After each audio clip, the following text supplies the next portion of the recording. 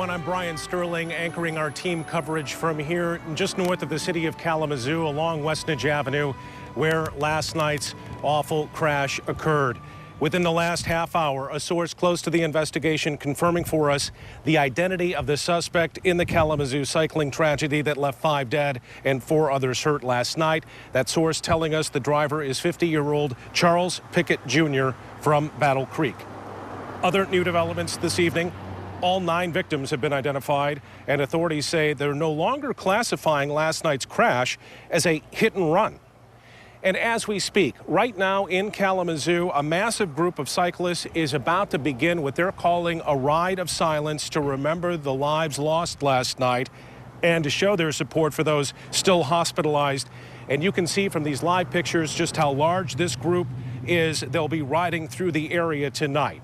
And again, we have team coverage for you this evening, including an interview with the cyclist who organized the ride of silence.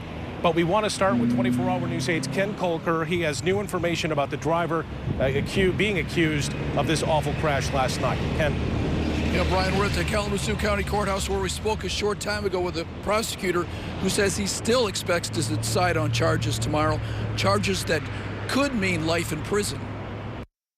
Up to and including the possibility of a murder charge if there is evidence that he was under the influence of alcohol or drugs, operating while under the influence causing death is a possibility.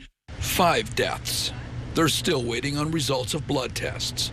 Today, state police crime techs were searching Charles Pickett's pickup truck for evidence. Here's what we know about the suspect, according to the prosecutor and a source. He's 50, from the Battle Creek area, and is legally licensed to drive. We could not find a criminal record in Michigan. A source close to the investigation told us the crash was not a hit and run, despite earlier reports. Says the driver did not leave the area and was not trying to run from police. The source also said that driver was not acting obviously drunk. Even the prosecutor questioned whether this could be deemed a hit and run. I don't know whether it's fair to call it a hit and run or not. It's fair to describe him as having hit 9 bicyclists, caused 5 deaths, severely injured 4 others, and not stayed there and not provided first aid. In the half hour before the crash, 3 people called 911 to report erratic driving in the city of Kalamazoo, in Kalamazoo Township, and north into the county. I don't know where he was coming from or where he was going to. I only know that the way he was driving was unsafe. And the prosecutor says he doesn't know if police were actually out searching. And it's a moving target. This isn't where they were called to a specific address to address a problem. Their response is to look for somebody that's moving through the community.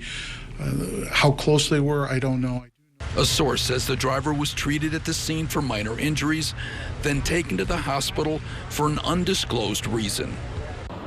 Now we're continuing to research the suspect's background. We found his lived outside of Michigan, including in Tennessee, where our Target A researchers found that he has had some tickets for speeding. Now the prosecutor says he's still waiting for blood test results to determine if he was either possibly drunk or high on drugs. He still hopes to make a decision by tomorrow on those charges. Back to you.